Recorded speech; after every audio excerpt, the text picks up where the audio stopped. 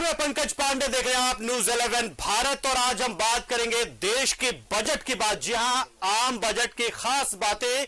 लेकिन सवाल यह है कि जो बहुत सारे समझबाग दिखाए जाते हैं या कहा जाता अच्छा होगा, वो कैसा होगा ये हम नहीं जानते, क्योंकि हमें पॉइंटर्स जो मिलते हैं और हमें लगता है कि बहुत अच्छा होगा।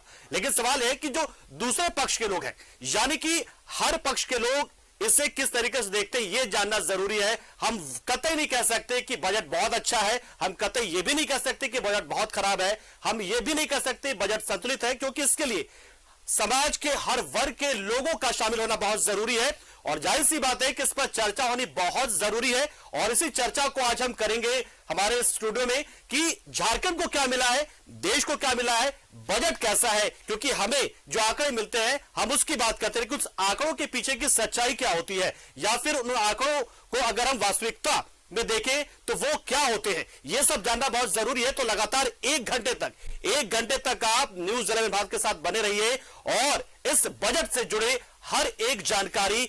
आम बजट है, लेकिन आम बजट की खास बातें क्या है ये हम आपको अगले घंटे बताएंगे, रिपोर्ट दिखाएंगे और साथ में चर्चा होगी खास मेहमानों के साथ भी। तो पहले हम आपको ये रिपोर्ट दिखा लेते हैं और फिर इसमें इस बजट के विभिन्न पहलुओं पर और इसके दूरगामी परिणामों पर कि बजट क्या है, क्या ये इंक्लूसिव है यानी कि समावेशी है, क्या प्रोग्रेसिव है कि प्रगतिशील है, या ग्रोथ ओरिएंटेड है यानी कि विकासोन्मुखी है। ये तमाम बातें हम करेंगे, लगातार करेंगे, एक घंटे तक करेंगे। लेकिन पहले हम रिपोर्ट दिखा लेते हैं आपको। बजट में विकास का विजन पेश किया गया। वित्त मंत्री निर्मला सीतारमण ने 5वीं बार बजट पेश किया, जिसमें नौकरी पेशा लोगों को बड़ी राहत दी गई है। निर्मला सीतारमण ने आयकर में बड़ी छूट का ऐलान किया है। अब 7 लाख तक की आय पर टैक्स नहीं लगेगा। इसके अलावा पुराने सिस्टम की बात करें तो 3 से 6 लाख तक की आय पर 5% टैक्स लगेगा, 6 से 9 लाख तक की आय पर 10% टैक्स लगेगा, 9 से 12 लाख तक की आय पर 15%, 12 से 15 लाख तक की आय पर 20% और 15 लाख से ज्यादा की आय पर 30% टैक्स देना पड़ेगा। I propose to increase the rebate limit to 7 lakh in the new tax regime.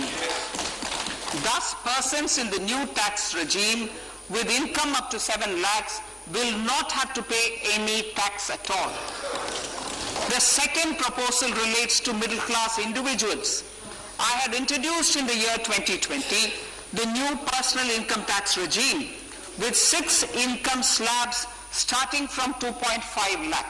I propose to change the tax structure in this regime by reducing the number of slabs to 5 and increasing the tax exemption limit to 3 lakhs. Modi सरकार 2.0 के इस आखिरी पूर्ण budget में हर वर्ग का ख्याल रखा गया है। कई चीजों पर कस्टम और इंपोर्ट ड्यूटी घटाई गई है, जबकि कुछ पर टैक्स बढ़ा दिया गया है। ऐसे में चाहे वो मोबाइल फोन हो, इलेक्ट्रॉनिक गाड़ियां हो, कैमरे के लेंस हो, खिलौने हो, साइकिल हो या फिर ऑटोमोबाइल, इसके अलावा एलईडी टीवी, बायोगैस से जुड़ी सारी चीजें सस्ती होंगी। लेकिन दूसरी ओर सिगरेट, सोना, चांदी, प्लेटिनम, विदेश से आने वाले चांदी की चीजें, किचन की चिमनी महंगी हो जाएंगी। आम बजट के जरिए विकास के विजन को सामने रखने की कोशिश की गई है। सरकार ने बताया 2047 तक एनीमिया खत्म करने का लक्ष्य रखा गया है। फार्मा सेक्टर के लिए नए प्रोग्राम बनाए जाएंगे। 157 नर्सिंग कॉलेज खोले जा रहे हैं। महिलाओं के लिए नई बचत योजना का ऐलान किया गया है, जिसका नाम होगा महिला सम्मान बचत पत्र, और इसमें 2 सालों तक 7.5% की ब्याज दर से आपको फायदा मिलेगा। गरीबों के लिए मुफ्त राशन 1 साल और बढ़ा दी गई है।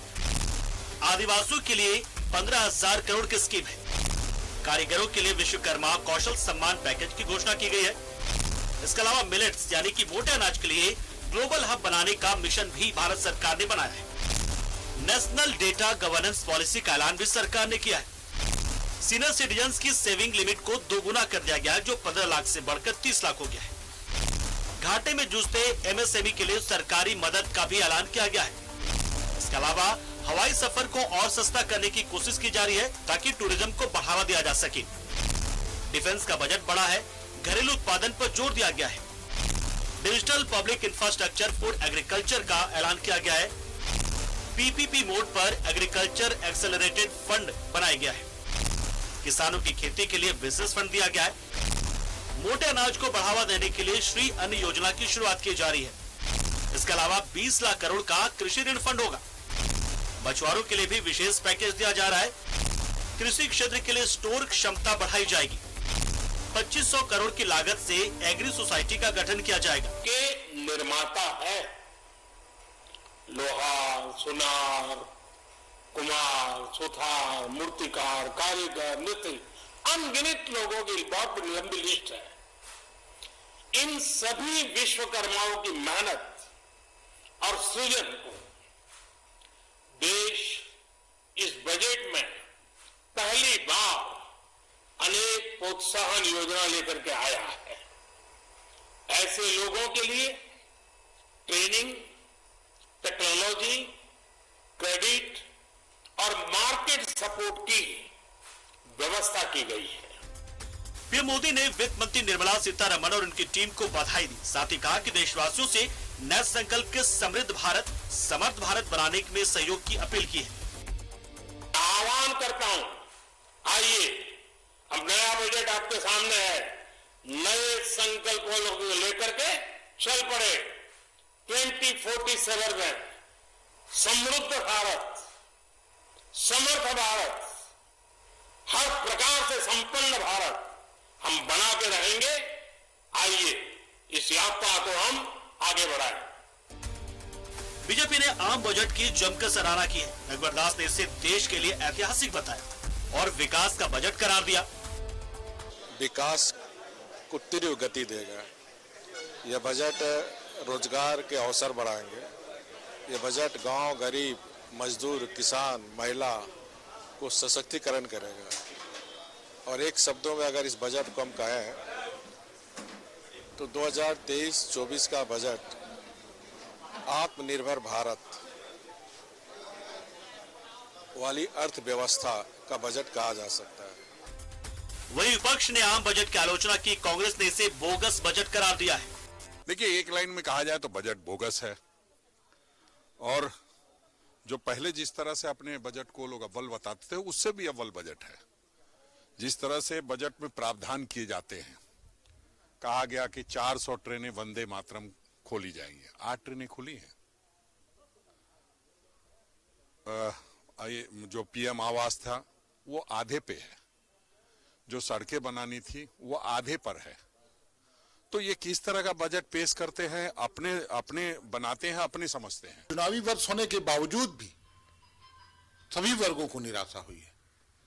खास करके मैं झारखंड की बात करूं तो झारखंड को तो कुछ भी नहीं मिला।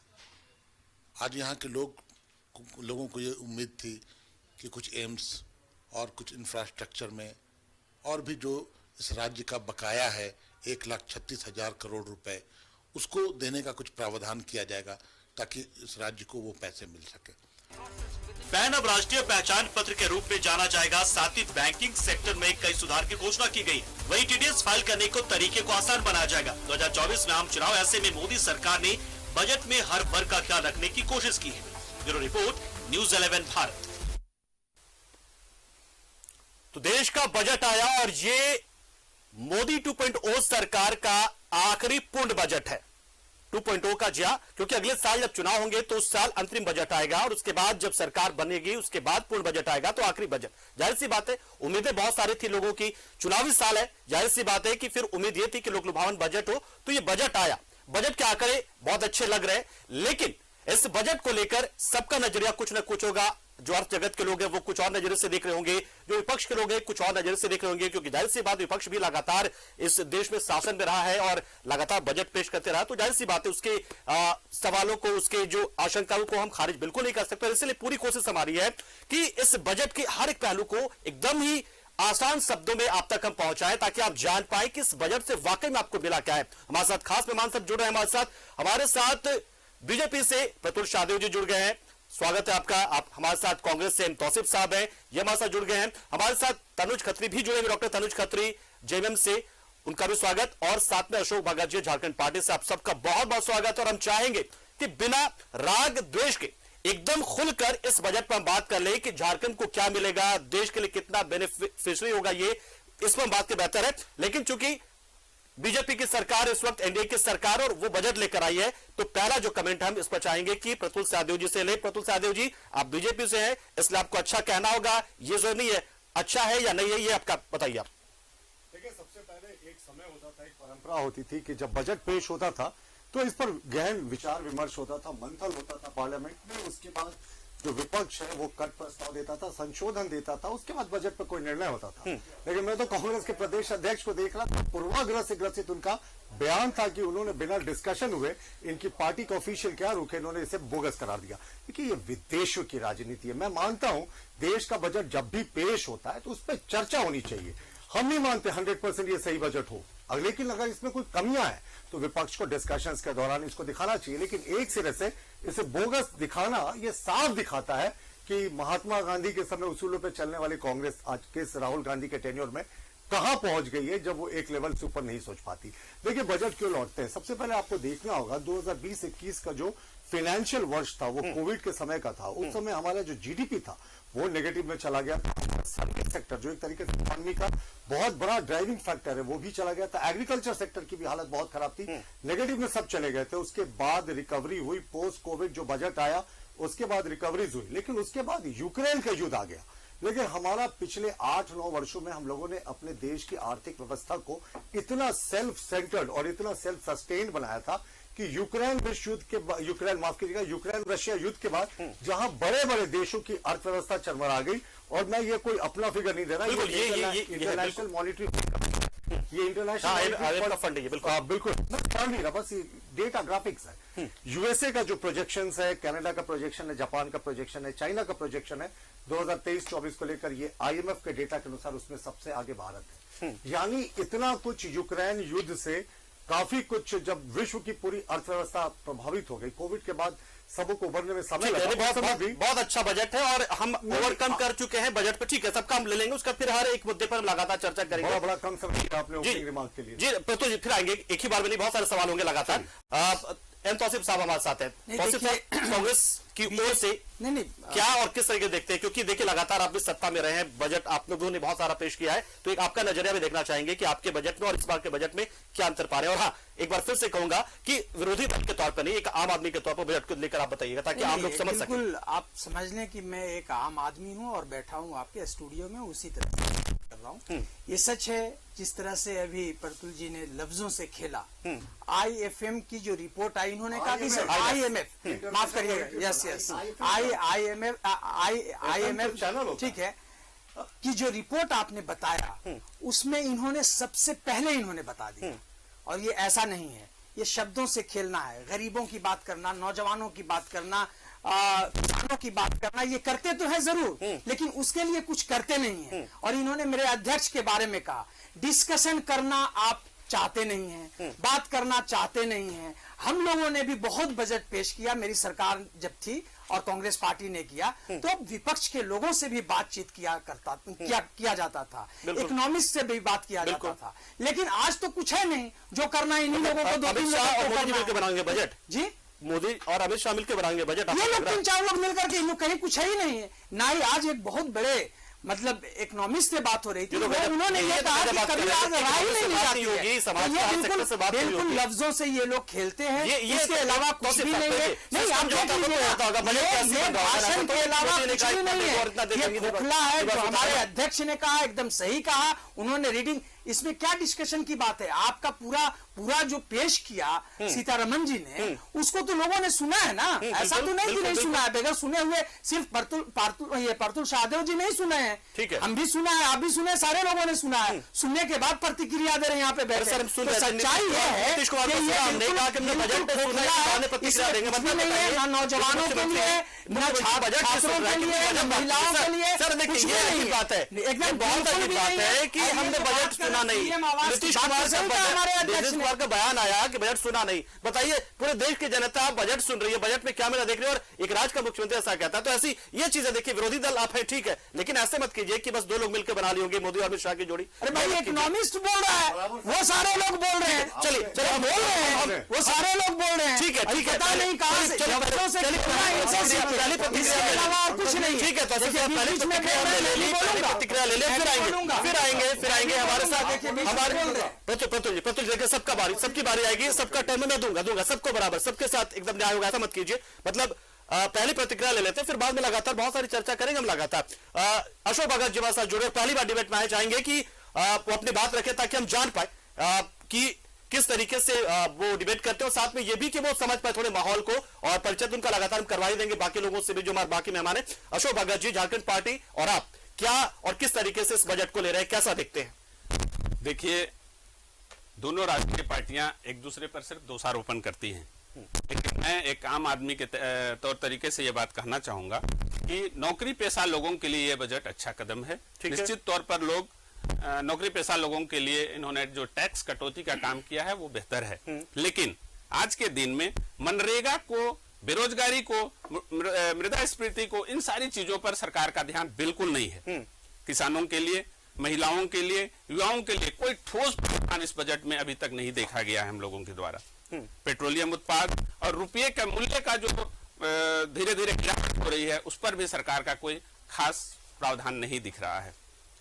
और मैं कहना चाह रहा था कि आज के दिन में बुनियादी व्यवस्था टेक्निकल बातें बाद में कर लेते, पहले प्रतिक्रिया हम चाह रहे हैं यही चीज की, मतलब कैसा लगा आपको?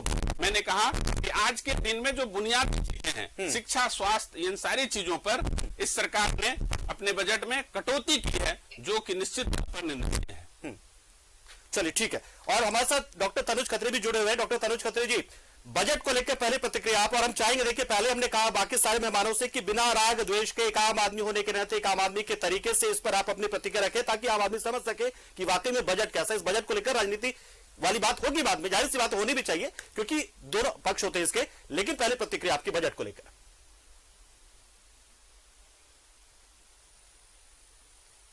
जी पंकज जी, जो लोग कहते थे कि तारे तोड़ कर लाऊंगा, किसी शायर ने लिखा है और बखूबी लिखा है, और वो बिल्कुल देश के प्रधानमंत्री के लिए लिखा है। मैं समझता हूं आज के दिन में उसको कहने की जरूरत इसलिए पड़ गई है पंकज जी। जो कहता था तारे तोड़ कर लाऊंगा, उसने आसमां ही गिरा दिया मुझ पर। तो कहने की बात यह है कि लगातार आप जो मोदी सरकार का 1 से लेकर के 2.0 तक का जो बजट को देखने का काम करेंगे, उसमें सिर्फ और सिर्फ मतलब आपके लिए, मतलब पंकज जी आपका जो प्रोफेशन है उसके लिए सब कुछ है। मैं कैसे कह रहा हूं कि आपके लिए सब कुछ है, उसको समझने की जरूरत है। बिल्कुल बिल्कुल। आपको यानी कि मीडिया को चाहिए हेडलाइन, और लगातार जितना भी बजट निकाल करके आया है उसमें सिर्फ और सिर्फ हेडलाइन है, कंटेंट लेस बजट रहता है। अब तो पेपर लेस भी हो चुका है वो। चलिए वो अच्छी बात है, वो पर्यावरण को अच्छा बनाना है उसके लिए, लेकिन पेपर लेस होने के साथ साथ कंटेंट लेस बजट है। क्यों कंटेंट लेस बजट है? आज कुछ लोगों को मैं सुन रहा था कि देखिए इन्फ्लेशन की बात, महंगाई की बात, जो महंगाई होती है ना पंकज जी, वो बिना कानून का टैक्स होता है आप पर और लोगों पर और हम पर। ठीक है, आपने तो ये बता दिया कि 7 लाख तक टैक्स नहीं लगेगा, लेकिन जो महंगाई है, टैक्सेशन विदाउट लेजिस्लेशन, इसके बारे में कहां बात हुई? अरे चावल, दाल, आटा, इन सब चीजों पर जब टैक्स लगता है, पेट्रोल, आज तक आप 2.0 में आ गए, आपका आखिरी बजट है ये, और आपने आज तक आपने रोजगार के लिए कोई बात नहीं कही, सिर्फ और सिर्फ हेडलाइन है।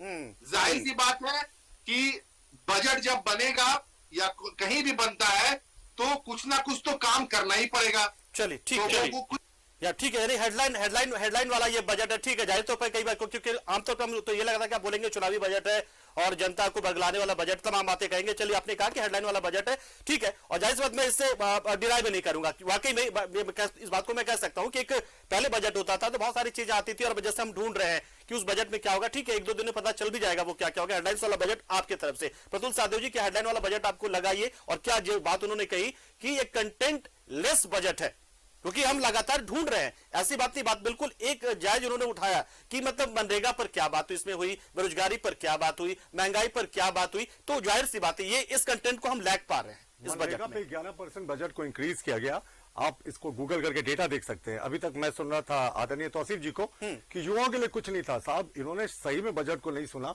47 लाख युवाओं को अप्रेंटिसशिप के जरिए उनको ये कुशल एक कारीगर बनाया जाएगा, उनको निपुण किया जाएगा अपने में। और 3 सेंटर्स फॉर आर्टिफिशियल, थोड़ा सा तौसीफ जी फिर आप बोलेंगे। 3 सेंटर्स फॉर आर्टिफिशियल इंटेलिजेंस पहली बार देश में बनने जा रहा है। आर्टिफिशियल इंटेलिजेंस समय की मांग है और प्रधानमंत्री कौशल विकास योजना के तहत ऑन जॉब ट्रेनिंग, इंडस्ट्री, सारा कुछ है। देखिए, एक चीज लोग बार बार ये नहीं समझते हैं कि ये गरीब कल्याण के लिए हम लोगों ने बड़े कदम उठाए हैं। अब प्रधानमंत्री आवास योजना की बात करते हैं, अगर उसमें हम लोगों ने करीब 60 करोड़ 1000 करोड़ रुपया बढ़ाया है तो इसका सीधा बेनिफिट झारखंड को। देखिए, अब मैं आपको समझाता हूं। लोग कहते हैं झारखंड को क्या मिला, कौन सी ट्रेन मिली, क्या मिली। देखिए, बजट का जैसे ही डिटेल आएगा तो कौन सारे सेंटर्स हैं वो, अभी मैं एक और अशोक जी को सुन रहा था, उन्होंने कहा कि मेडिकल के लिए इसमें कुछ नहीं है। साहब, दुनिया की सबसे बड़ी फ्लैगशिप योजना आयुष्मान भारत चल रही है, उसमें सेंटर ने और फंड इन्फ्यूज किया है। 157 मेडिकल कॉलेजेस हैं, उनके साथ 157 नर्सिंग कॉलेजेस भी बनाने का सेंटर ने निर्णय लिया है। और अगर हम बात करें जिस तरीके की गरीब कल्याणकारी योजनाओं की बात होती है, हर घर जो नल की योजना है वो पूरे देश में सक्सेसफुली चल रही है, पर झारखंड अंतिम पायदान पर है। आप देखिए, ट्राइबल का जो अलॉटमेंट का फंड आता है, ये 5th शेड्यूल का एरिया जो ग्रांट है सेंटर से, वो हेडलाइन बनती है अखबारों में कि सरकार उसका भी यूज नहीं कर पाती है। केंद्र पूरे तरीके से, जीएसटी का जहां तक बात है, ये जो बार बार कहते हैं कि फलाना चीज पर टैक्स लगा दिया गया, तो सरकार जीएसटी काउंसिल में इन चीजों को लेकर आती है जिसमें सारे राज्य के फाइनेंस मिनिस्टर पदेन सदस्य होते हैं। वहां सब सहमति भरते हैं और बाहर निकलकर विरोध करते हैं। ये सवाल लगातार बनता है इस बात को कि हाँ जीएसटी। मैं बस 1 मिनट अगर आप दे तो मैं झारखंड के लिए क्या मिला वो समाप्त कर दूं। बिल्कुल, मैं बस संक्षेप में बोलूंगा। 4 पैनलिस्ट हैं। देखिए, टूरिज्म पर फोकस है और निर्मला सीतारमण जी के अगर बजट को आप देखेंगे, बजट स्पीच में नहीं, उनके जो बजट है उसमें है कि जो इंटरनेशनल टूरिस्ट चले जाते हैं देश के, उनको देश में रिस्ट्रिक्ट करने की आवश्यकता है। और जो हमारे टिपिकल जनजातीय गांव हैं उनको भी एक टूरिस्ट हब, उनकी संस्कृति की रक्षा करते हुए, ताकि वहां के लोगों को रोजगार मिले, वो बनाने की कल्पना है। देंगे उसको। दूसरा, आकांक्षी जिले की बात करें तो 19 आकांक्षी जिले झारखंड में है। आकांक्षी जिलों को सीधे सेंटर से फंडिंग होती है। ये जो फंडिंग है इसका दायरा बढ़ा दिया गया, इसकी समय अवधि बढ़ा दी गई। जनजातीय योजना की बात करें तो प्रधानमंत्री का जो मिशन है उसमें 15,000 करोड़ अगले 3 वर्षों में झारखंड में जनजातीय समुदाय को स्कूल, सड़क और तमाम चीजों के लिए देने की बात है। 2 पॉइंट और समाप्त कर रहा हूं। और स्किल, देखिए, एक झारखंड के एक बड़ी बीमारी की तरफ लोगों का ध्यान नहीं जाता। यहाँ ऑटो इम्यून डिसऑर्डर्स बहुत है। सिकल सेल एनीमिया एक ऑटो इम्यून डिसऑर्डर है जो झारखंड में बड़े पैमाने पर पाया जाता है, जिसको 2047 तक इरेडिकेट करने का मिशन मोड में सरकार ने अनाउंस किया है। और एकलव्य विद्यालय में आप देखें तो 38,800 शिक्षकों की नियुक्ति है। तो इनसे सीधे झारखंड को फायदा होगा। और झारखंड में बड़ी आबादी गरीबों की है, तो जिसमें झारखंड में क्या खुलेगा ये तो नहीं पता, लेकिन हाँ देश में कुछ होगा तो झारखंड में भी होगा। ये चलिए, आपने कहा, मान लेते इस बात को। तौसीफ साहब, जानकारी आप देते लगातार और इशारा भी कर रहे थे, तो क्या आप इससे इत्तेफाक नहीं रहते कि भाई झारखंड भी तो देश में ही है और देश में अगर चीजों को किया जा रहा है तो झारखंड को तो मिलेगा ही ना। कोई भी योजना हो जाए, प्रधानमंत्री आवास योजना में 66 करोड़ का जो है इंक्रीमेंट किया है, और सबसे बढ़कर आधारभूत संरचना के लिए 10 लाख करोड़। सोचिए, इंफ्रास्ट्रक्चर तो झारखंड में बनेगा ना सर। नहीं, देखिए, इन्होंने जो कहा कि झारखंड में, सबसे पहले तो ये बताया कि ये एक घोषणा है, ये बजट जो है घोषणा है। इससे पहले भी घोषणा इन्होंने किया था। क्या इससे पहले वाले बजट का जो घोषणा था वो फुलफिल हुआ? अभी हमारे अध्यक्ष ने आपको बताया कि 8 लाख पीएम आवास बनाने की बात थी, इन्होंने घोषणा किया था। ये 80 लाख, सॉरी माफ करिए, 80 लाख, तो 38 लाख पे ये कहां से दिखा रहे? मुझे आपको दिखाएंगे, देखिए बीच में सही चलेगा। 80 लाख मैं दे रहा हूँ, 80 लाख आप 38 पे अटक गए, आप 38 पे अटक गए। आप 12,000 सड़क, 12,000 किलोमीटर सड़क बनाने की बात कहा था। आप 5 लाख 5,300 पे अटक गए। शब्दों से खेलते हैं। मैं आपको बता, आप गलत होगा, ये बैठ जाऊंगा। आप नहीं बिल्कुल आप गलत लेकर के आप IMF की अभी रिपोर्ट दिखा रहे थे और कह रहे थे कि जापान से अमेरिका से सबसे आगे है। ये बिल्कुल भी नहीं है, बिल्कुल नहीं है। ये बिल्कुल दिखाइए ना, दिखाइए कितना कहाँ नंबर 1 पे है। बिल्कुल नंबर 1 पे नहीं है, ये आपका है, ये आपका है। बिल्कुल नहीं, अरे बिल्कुल नहीं। क्या होगा IMF ने क्या कहा? गलत है, ये गलत है। आप शेल शूड और विलवुड पे काम करेंगे, आप शेल शूड और विलवुड पे काम करेंगे, होगा तो ये शेल शूड और विलवुड पे काम कर रहे हैं, बिल्कुल भी नहीं ना। कैसे मान लेंगे? उसने अनुमान जताया है, आप माइनस में चले हैं। ऐसा नहीं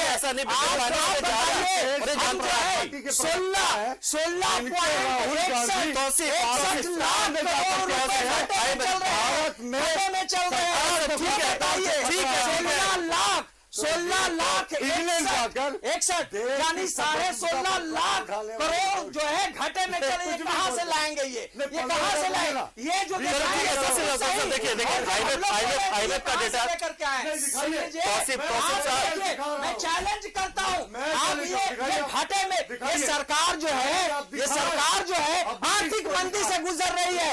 ये जो है सिर्फ और सिर्फ घोषणा है, ये खोखला बजट है, ये युवाओं के लिए नहीं है। ये जिस तरह से घोषणा आदर्श, अरे आदर्श गांव का क्या हुआ? ये आदर्श किसको फायदा होगा? इन लोगों को फायदा होगा। बिल्कुल इसी पर हम बात करेंगे, इसी पर एक छोटे से तौसीफ भाई एक बहुत छोटे से ब्रेक के लिए तौसीफ। साल 2023-24 का केंद्रीय बजट आ गया है और इसमें क्या प्रावधान किए गए हैं, लोगों की क्या प्रतिक्रिया है, ये अलग विषय है। लेकिन हम अर्थशास्त्री की नजर से देखेंगे कि ये बजट कैसा है। सर हमारे साथ हैं डॉक्टर हरीश्वर दयाल जो प्रसिद्ध अर्थशास्त्री हैं। सर बजट आपको एट ए ग्लांस कैसा लगा? बजट इस बार देखिए, चूंकि इलेक्शन नजदीक है कई राज्यों में और केंद्र का भी इलेक्शन 2024 में है, तो इसलिए बजट ऐसा बनाया गया है ताकि सभी वर्ग को कुछ न कुछ लाभ मिले, तो वो किया गया है। तो इसीलिए आप देखिए कि किसान के लिए भी है, उद्यमियों के लिए भी है, मिडिल क्लास के लिए भी है, तो सभी को कुछ न कुछ फायदा पहुंचाने की कोशिश की गई है।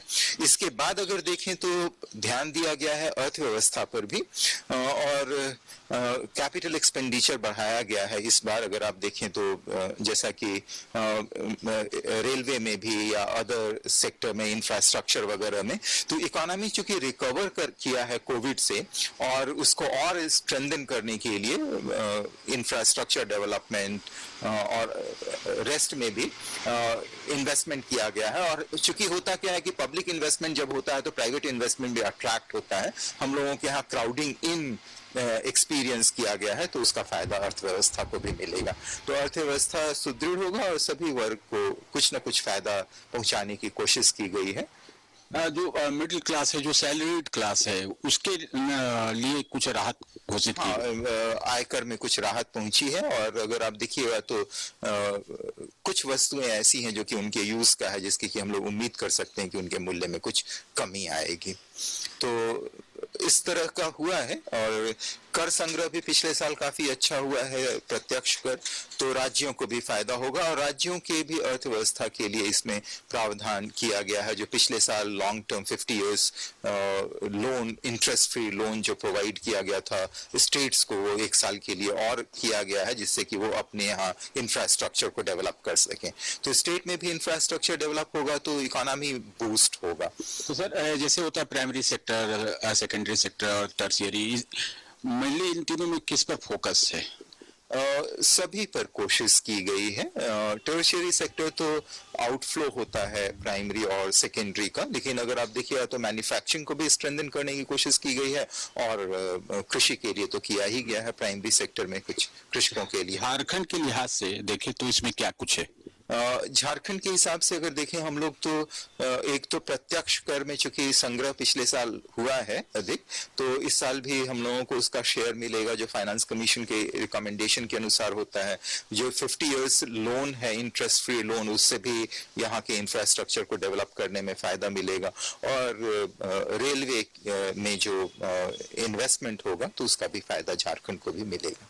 ओवरऑल हम देखें तो बजट अच्छा माना जाएगा। हाँ, बजट कुछ हद तक संतुलित है।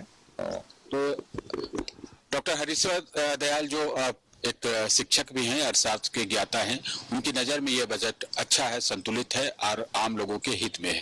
कैमरामैन कौशल के साथ राजेश कुमार, न्यूज 11 भारत, रांची।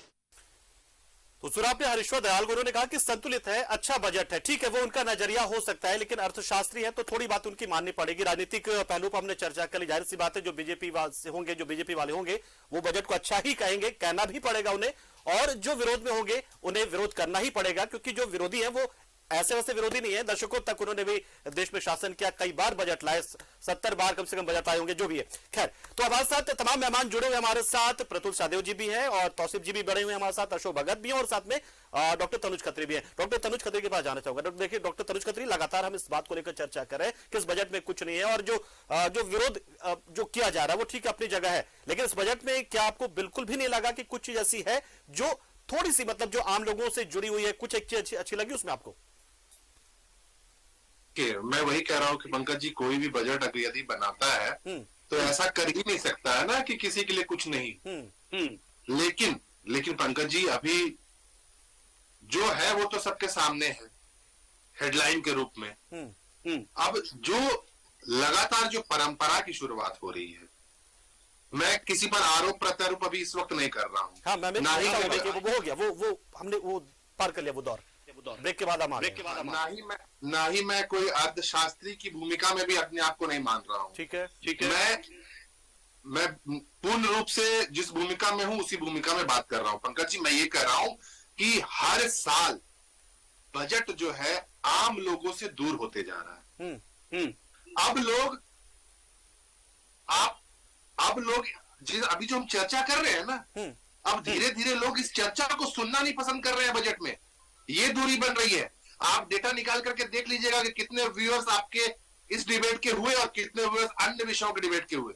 मैं बहुत लॉजिकल बात कह रहा हूं, और ये बात आने वाले दिनों में पता चलेगी कि जनता की बजट जो होता है वो गरीबों के लिए होता है, बिल्कुल, मजदूरों के लिए, किसानों के लिए, देश की आधे से ज्यादा आबादी जो युवाओं की, उसके लिए होता है। उस पर कोई चर्चा नहीं है भाई साहब।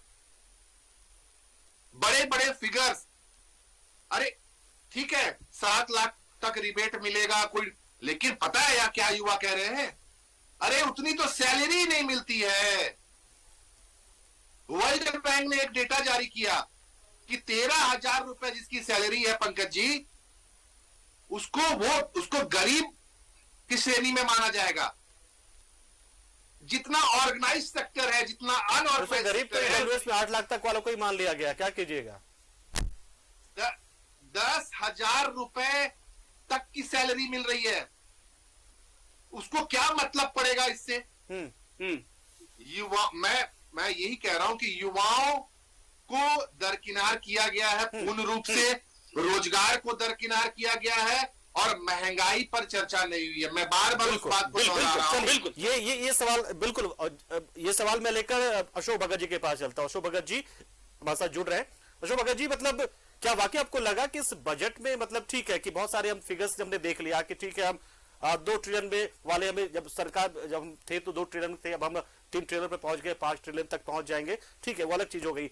और साथ ही हम रेलवे का बजट हमने 2.5 लाख करोड़ कर दिया, हम इंफ्रास्ट्रक्चर 10 लाख करोड़ खर्च करेंगे। ये तमाम चीजें हैं अपनी जगह, आंकड़े अपनी जगह है, लेकिन क्या वाकई में जो एक बजट को लेकर एक लस्ट होता है लोगों का, मतलब एक इच्छा होती कि हाँ मतलब क्या मिला, मतलब महिलाओं को क्या मिल गया, किसानों को सीधा सीधा क्या मिला, क्या लगा ऐसा कि कुछ मिला?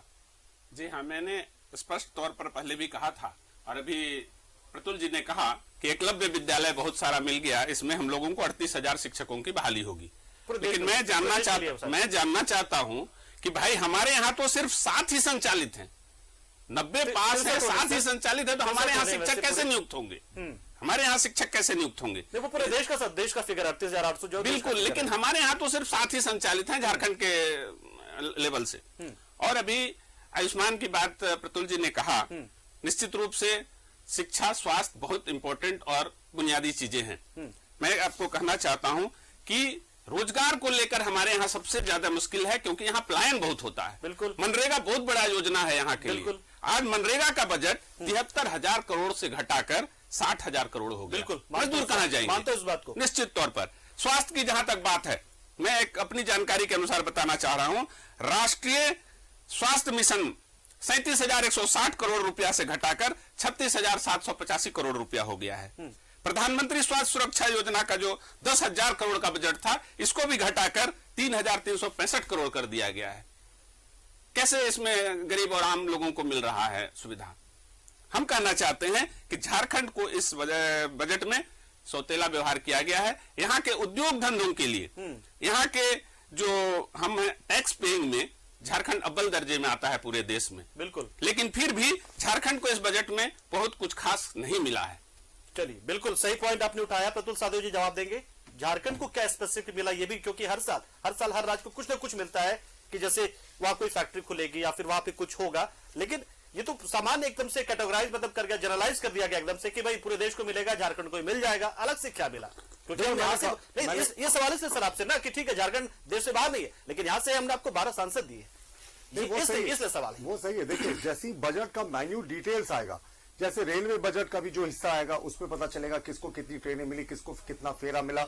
इसके अतिरिक्त जो centre of excellence nursing colleges हो रहे हैं, तो नर्सिंग कॉलेजेस तो हमारे यहाँ भी 5-6 मेडिकल कॉलेजेस हैं, तो वो सीधे झारखंड को भी 5-6 मेडिकल कॉलेजेस मिलेगा। और ये मैं इनकी बात से सहमत हूं कि साथ ही एकलव्य स्कूल जो है संचालित है, लेकिन 92 का स्वीकृति है जो फाइनेंशियल हमारा 5th ये माफ कीजिएगा पंचवर्षीय योजना जो चल रही है, तो आने वाले दिनों में 85 एकलव्य विद्यालयों को और देखेंगे। और ये 3 वर्षों का रोड मैप है कि जो 38,000 टीचर्स की नियुक्ति होगी, जिसके लिए 15,000 करोड़ का स्पेशल आवंटन भी किया गया जनजातीय स्कूल्स में। और एकलव्य योजनाओं को आप लोगों ने खारिज किया था, 3 वर्षीय योजना लेकर आ गया। आप नहीं, आप पहले बात पंकज जी, आप थोड़ा सा सुनने का पेशेंस रखें। देखिए, ठीक है, एकलव्य विद्यालय के अतिरिक्त, एकलव्य विद्यालय पूर्णतः बोर्डिंग स्कूल होता है, राइट अशोक जी? बिल्कुल। देखिए, उसके अतिरिक्त इस बजट में ट्राइबल स्कूल्स का प्रोविजन है, जहां बच्चे दिन में भी जा सकते हैं और शाम को घर आ सकते हैं। तो इन सारी चीजों को हम बजट में लेकर आए हैं। और मैंने कहा ना, आकांक्षी जिला योजना, जिसमें झारखंड के 19 जिले आते हैं। देखिए, इसे डायरेक्ट फंडिंग होती है, हॉस्पिटल्स बनते हैं, कॉलेजेस बनते हैं, रोड्स बनता है, इसे सेंटर का ग्रांट मिलता है, राज्य का उसमें अंशदान नहीं होता। उसके पीरियड को बढ़ा दिया गया, तो ये सीधे कहीं ना कहीं झारखंड को फायदा कर रहा है। और दूसरी बात हम कहते हैं कि जो एक बड़ी बात अभी अर्थशास्त्री जी ने बिल्कुल सही कहा कि केंद्र सरकार जो 50 साल का इंटरेस्ट फ्री लोन राज्यों को देना जा रही है, एक बात अब राज्यों को इसको लपकना है। बिल्कुल, कौन राज्य बहुत शानदार है। नितिन गडकरी जी ने ऐसी कहा था माननीय मुख्यमंत्री जी को, जब उनसे बातचीत हो रही थी कि माननीय मुख्यमंत्री जी आप योजना बनाओ, पैसे की कमी नहीं है, आप जितनी योजना बनाओगे, जितनी सड़क दोगे, मैं राशि आवंटित करूंगा। उसका क्या हुआ प्रतिफल अभी तक नहीं पता, लेकिन राज्य सरकार को इस योजना को लपकना चाहिए। और ये राजनीति से मैं इतर बात कर रहा हूं कि 50 साल का interest free loan as good as free आपको मिल रहा है, तो राज्य सरकार योजनाएं बनाकर भेजे और केंद्र उसको फिर विचार करेगा। तो देखिए, बजट में जितनी अच्छी चीजें हैं, आप महिलाओं के लिए इन्होंने कहा कुछ नहीं है, महिलाओं के लिए 7.5% का ब्याज दिया गया है। 2 साल का सिर्फ 2 साल वाला है, मतलब चुनाव को मद्देनजर पंकज जी, दो ही साल का है सर वो। पंकज जी, महिला सम्मान सेविंग स्कीम जो है 2 साल का सिर्फ है। पंकज जी, ये तो बजट एक ही साल का है ना, अगले साल फिर बजट, लेकिन 24 में तो चुनाव नहीं, तो फिर उस समय तो एक अकाउंट्स का जाता ही है। देखिए, और दूसरा जो एमएसएमई सेक्टर्स है, जो छोटे छोटे उद्यमियों को प्रोत्साहित करता है, उसके 95% राशि जो कोविड में डिफॉल्ट हो गई थी, जिसको जब्त कर लिया गया था, उस 95% राशि को लौटाने का राज्य सरकार ने निर्णय लिया। जो बार बार बात होती है कि ये रोजगार और स्वरोजगार की, देखिए ये मिनिस्ट्री ऑफ फाइनेंस का वेबसाइट से लिया गया आंकड़ा है। मुद्रा लोन के कितने अकाउंट सैंक्शन हुए हैं इस सरकार के कार्यकाल में पिछले 9 वर्षों में? 34.42 करोड़। ये प्रतुल शाहदेव का वेबसाइट नहीं, ये मिनिस्ट्री ऑफ फाइनेंस का ऑफिशियल वेबसाइट से है। तो आप देखें, हर एक सेक्टर में काम हो रहा है। और जिस सेक्टर की आप बात करें, वरिष्ठ नागरिकों के लिए भी है, उनके 15 लाख से बचाकर 30 लाख बढ़ा दिया गया। जी बिल्कुल। तो कोई ऐसा नहीं है। रेलवे में जहां भी इंफ्रास्ट्रक्चर में 2.4 लाख करोड़ का इन्वेस्टमेंट का प्रावधान किया गया है। तो जहां भी ये विकास होगा तो उस पूरे क्षेत्र की अर्थव्यवस्था में स्थानीय लोगों की भागीदारी होती है। और देखिए 38,800 जो प्राध्यापकों की एकलव्य स्कूलों में नियुक्ति होनी है, उसके अतिरिक्त राष्ट्रीय डिजिटल पुस्तकालय स्थापित होगा, ये भी हो रहा है। और उसका पंचायत स्तर पे उसको फिजिकल पुस्तकालय को प्रावधान करने का केंद्र ने निर्णय लिया है। अब राज्य को है कि वो केंद्र से कितना से ज्यादा आवंटन फायदा ले सके। तौसीफ साहब, ठीक है कि आपने कहा कि लपक ले और बाद में हो सकता है। और एक फाइनल पॉइंट, देखिए मत्स्य, बस एक पॉइंट देखिए, मत्स्य, आज हम मछली की क्या बात करते हैं, मछली की जब भी बात होती है, झारखंड काफी हद तक जो हमारा जिस समय हमें बिहार से अलग हुए थे और उस समय और आज के समय में बहुत अंतर आया है। मत्स्य पालन बहुत बड़ा है, लेकिन अभी भी आंध्रा से मछलियां आती हैं। इस बार केंद्र सरकार ने क्या किया है, 6,000 करोड़ का स्थानीय मछुआरों को दूसरे जगहों पर प्रोत्साहन करने का निवेश दिया। जी चलिए, ठीक है। आप तौसीफ आपसे बात करते हैं। देखिए, एक तो बात उन्होंने कही कि देखिए लपक लीजिए, मौका है, 50 साल तक इंटरेस्ट फ्री आपको वहां से पैसे मिल जाएंगे, ठीक है, आरबीआई से काट ले जाएंगे, वो अलग चीज है। क्या इत्तेफाक रखते हैं आप इनकी बातों से कि झारखंड को फायदा उठाना चाहिए, झारखंड फायदा उठाए? एक भी बातों से मैं इत्तेफाक नहीं रखता। नंबर 1, आयुष्मान की बात हो रही है। आयुष्मान कार्ड जो है, जो गरीबों के लिए बनाया गया है, जरा ईमानदारी से और कलेजे पे हाथ रख करके ये बताएं कि किस किस डिपार्टमेंट में आयुष्मान को वैलिड माना जाता है। जब आप जाएंगे आयुष्मान, नहीं सुन लीजिए, आप सिर्फ यही नहीं, पूरे देश में आप चले जाइए, यहाँ से देख लीजिए, आप चले जाइए यहाँ से जाते हैं इलाज कराने के लिए, बैंगलोर जाते हैं, तो वहाँ पे आयुष्मान कार्ड होता है। बैंगलोर में जहाँ इनकी सरकार है, उत्तर प्रदेश में आप चले जाइए, लखनऊ में, वहां पर जाइए। रतुल जी तौसीफ जी की बारी आई है, तौसीफ जी की बारी। आप इस सवाल का जवाब दीजिएगा, आपके पास आऊंगा। इनके बोलने के बावजूद मैं बोल लूंगा, आप लेकिन याद रखिएगा बोलने। नहीं तौसीफ साहब, यहाँ पे लंग पावर नहीं दिखाना, देखिए लंग पावर नहीं दिखाना, आयुष्मान का लंग पावर नहीं दिखाना है, ताकत, आयुष्मान का मैंने बता दिया, ताकत नहीं दिखाना है। आपको बता दिया, आयुष्मान का मैंने सही बात स्थिति है, यही कह रहा हूँ, जनता देख रही है। सबसे बड़ा इकॉनमी हो गए, राज्य की 10 से 5 हो गए, चाहिए कि आयुष्मान की क्या स्थिति है। नंबर आयुष्मान जब भी बजट पेश हो रहा था, की बात होती थी, बात होती थी, रोजगार की बात हो, कहीं कुछ नहीं, ये आंकड़ों से खेल रहे हैं, आंकड़ा बता रहे हैं, मत से बता रहे हैं, पता नहीं क्या इनके पास कुछ बोलने के लिए है।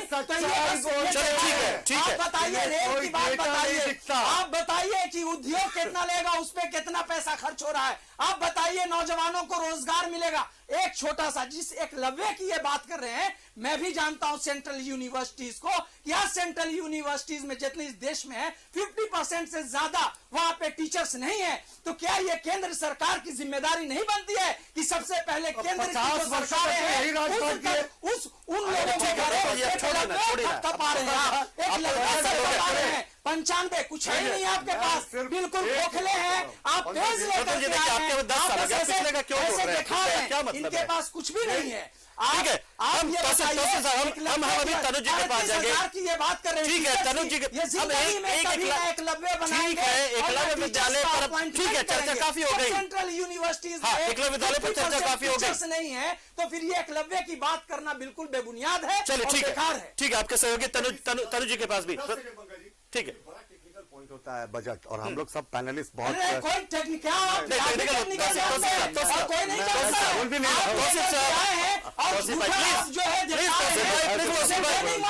ही के सहयोगी के पास जा रहा हूँ, आप ही के सहयोगी के पास जा रहा हूँ, कुछ उनके लिए नहीं कर रहे हैं। अरे तौसीफ भाई सब आप ही बोल देंगे, तनुज जी में कुछ बोलने दीजिए। तनुज जी पुतुल जाएंगे आपके पास। जानना चाहता हूँ हाँ कि जो फिस्कल डेफिसिट है और रेपो रेट क्या है, डिफिसिट में है। अच्छा ठीक है, आर्थिक मंदी, मैं मान जाऊंगा फिस्कल डेफिसिट क्या होता है। सुन लीजिए, 2012 में डॉलर की स्थिति ये थी कि $1 जो है ठीक है आप आज 83 रुपए का है। अरे वही मैं बोल रहा हूँ, आप ही बोल देंगे सारा क्या? आप ही बोल देंगे? आप जिस अरे आप तनु जी को कुछ बोलने तो दीजिए, कुछ छोड़िए भी। गुजर रहा है, आप हर डिपार्टमेंट, चलिए तौसीफ भाई प्लीज, प्रतुल जी की बारी आने दीजिए ना। अभी जान जाइए, आपके पास कुछ है ही नहीं, आपके पास कुछ भी नहीं है, उपलब्ध है, ना ही उपलब्धि है, ना ही लोगों तक पहुंच है, और ना ही इसको खरीद। ठीक है, 3 चीजों पे बजट होता है, 3 चीजों पे बजट होता है। ठीक है, उपलब्ध कराना। ठीक है तौसीफ भाई, हो गया तौसीफ भाई, हो गया, आपकी बारी हो गई। के पास अरे पहुंच रहा है, आपके आप जितना भी चिल्ला लीजिए कुछ भी नहीं होगा। आप ठीक है सर, होता है देखिए, फिस्कल डिफिसिट के बारे में आपको बता दिया तौसीफ भाई देखिए बहुत ही सामान्य है, देखिए मैंने बता दिया। अरे तौसीफ भाई सुनिए ना, तौसीफ भाई प्लीज ऐसे मत कीजिए, तौसीफ भाई बारी से देखिए। बता दिया, मैंने बता दिया आपको, मैंने बता दिया किस आर्थिक दौर से तौसीफ भाई देखिए, अरे तौसीफ भाई देखिए, हम आपके पास ना ही कैसे कैलकुलेट, ठीक है तौसीफ भाई देखिए बहुत, तौसीफ भाई सुनिए तौसीफ भाई सुनिए प्लीज, देखिए बहुत सामान्य है, देखिए राजकोषीय घाटा कोई बहुत बड़ी चीज नहीं होती है सर, डिपेंडेंट राजकोषीय घाटा बहुत बड़ी चीज नहीं होती है, राजकोषीय घाटा बड़ी चीज नहीं होती है, बहुत बड़ी चीज होती है। देखिए बहुत बड़ी डिसिप्लिन नहीं, ठीक है, वो आर्थिक मंदी नहीं, लेकिन ठीक है, बिल्कुल अलग चीज है, अंतर नहीं जानते अरे सर आप अंतर नहीं जानते ना, अरे सर होता है ठीक है, एक आम आदमी भी वैसे ही काम करता है सर, एक आम आदमी भी वैसे ही काम करता है, कुछ भी नहीं, अरे कुछ घटता है तो कर्ज ले लेता है, घूमता है, रेपो रेट नहीं जानते, घूमता है, फेलियर है, आप नहीं, ठीक है फेलियर है, ओके मान लिया लोगों तक कोई इजी अवेलेबल भाई ऐसे मत कीजिए,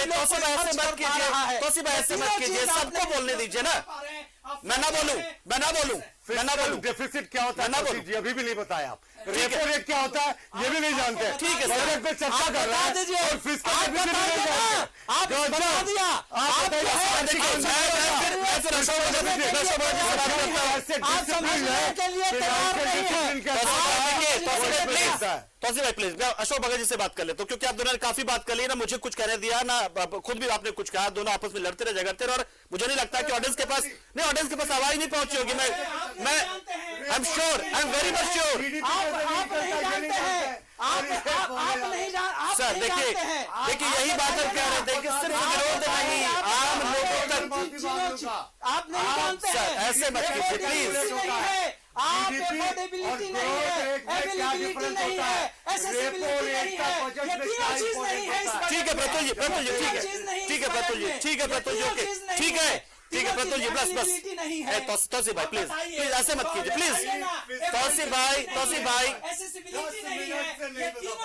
भाई ठीक है, बोलते हैं कि बहुत बड़ा बजट है, तौसीफ भाई ठीक है, अरे ठीक है सर, प्रतुल जी अब आप नहीं वो क्या जानते क्या नहीं जानते ये आप मत पूछिए प्लीज, कम से कम नहीं ये पाठशाला नहीं है। तौसीफ भाई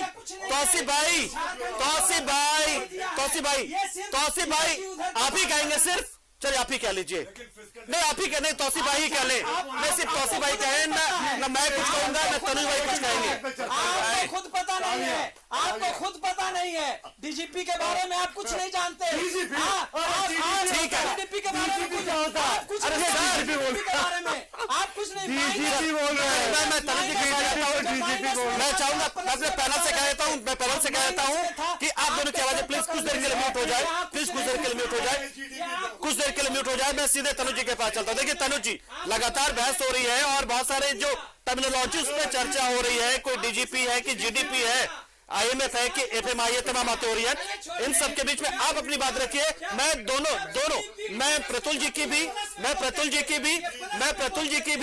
और मैं दोनों की आवाज म्यूट करा रहा हूँ, आप अपनी बात रखिए। इनके पास कुछ नहीं है, ये ऐसे ही आकर के बैठे हुए डीजीपी अरे आप बोलिएगा, डीजीपी बोलिए, आप बोलिए तनुज जी आप बात रखिए, हम आपकी आवाज चलाएंगे अभी, सिर्फ आपकी आवाज होगी अभी यहाँ पर। तो डिबेट अगर अच्छे से हो तो अच्छा रहता। मैं तो पहले ही कहा लोग देखना नहीं चाहते हैं। चुप रहिए आपके तौसीफ साहब, चुप बिल्कुल। आप अपनी बात रखिए, हम उनकी आवाज को म्यूट करा रहे हैं, आप अपनी बात रखिए। चलिए, आवाज म्यूट कराने की क्या जरूरत है, थोड़ी शालीनता तो होनी चाहिए ना। देखिए पंकज जी, मैं ये कह रहा हूँ ना, पंकज जी मैं ये कह रहा हूँ कि इसको यूनियन बजट कहा जाता है। यूनियन का मतलब ये होता है, क्या होता है यूनियन का मतलब? तौसीफ भाई आप लेकिन पूरे, लेकिन तौसीफ भाई आपके तनुज जी को कुछ बोलने दीजिए ना, तनुज जी भी कुछ बोलने दीजिए ना, प्लीज तनुज जी को कुछ बोलने दीजिए, वो आप ही के साथ बोलूंगा, बस आप दोनों बात करो और आप ही लगातार बोल रहे। तनुज जी हो गए आप सब ना। पंकज जी मैं बोलूं? बिल्कुल पंकज जी मैं ये कह रहा हूं कि इस बजट, जो देश का जो बजट आता है उसको यूनियन बजट कहा जाता है। अब यूनियन का मतलब ये क्या होता है? संगठन होता है, संघ होता है। तो भारत जो है यूनियन ऑफ स्टेट्स है। जो राज्य है उसको आप दरकिनार नहीं कर सकते हैं। लेकिन आप देखिए कि क्या नैरेटिव सेट हो रही है कि लपक लो, ये रांची का डेली मार्केट के पास लगने वाला बाजार नहीं है, या या खतरा बस का ये नहीं है कि आइए 10 का ये नहीं होना चाहिए। राज्यों का अधिकार है। देखिए ठीक है, तुलना की ना, तुलना की उनकी बारी, तुलना कर दी। अगर वहाँ कोई मुर्गा बेच रहा है, अगर कोई इलेक्ट्रॉनिक गुड्स बेच रहा है, तो क्या वो गलत काम कर रहा है? ठीक है प्रफुल्ल जी, उनकी बारी, उनकी तुलना उन्होंने उदाहरण दिया। डेली मार्केट के बारे में ऐसा कैसे कह देंगे? रांची की हृदय एक पैनलिस्ट को डीजीपी कहते हैं, ये घटिया बहुत ही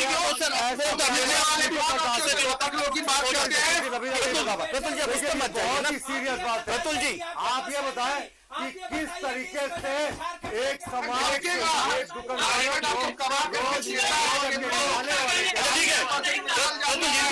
इनकी बारी अभी।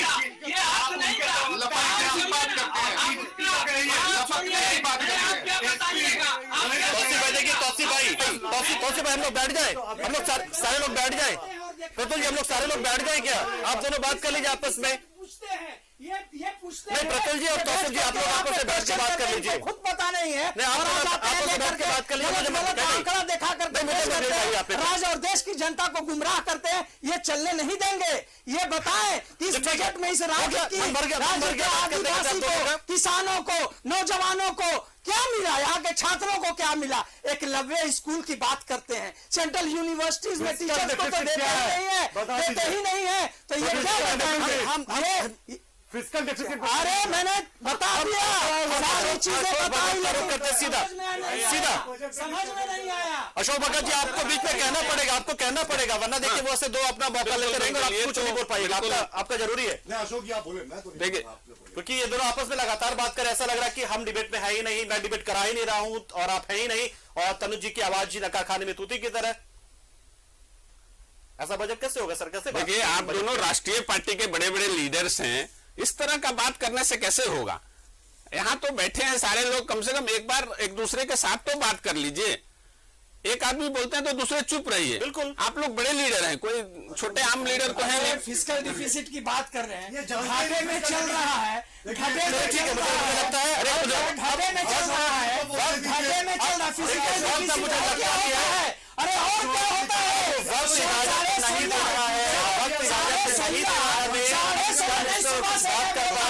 साढ़े 16 लाख करोड़ घाटे में चल रहे हैं। मुझे लगता है Ashok Bhagat ji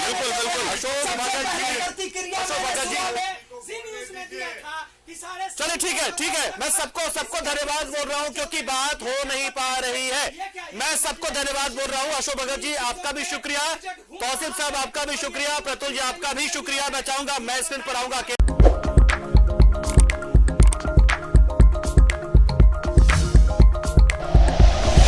like and share videos, subscribe करें हमारा चैनल और प्रेस करें बेल आइकॉन। न्यूज़ 11 भारत, सच है तो दिखेगा।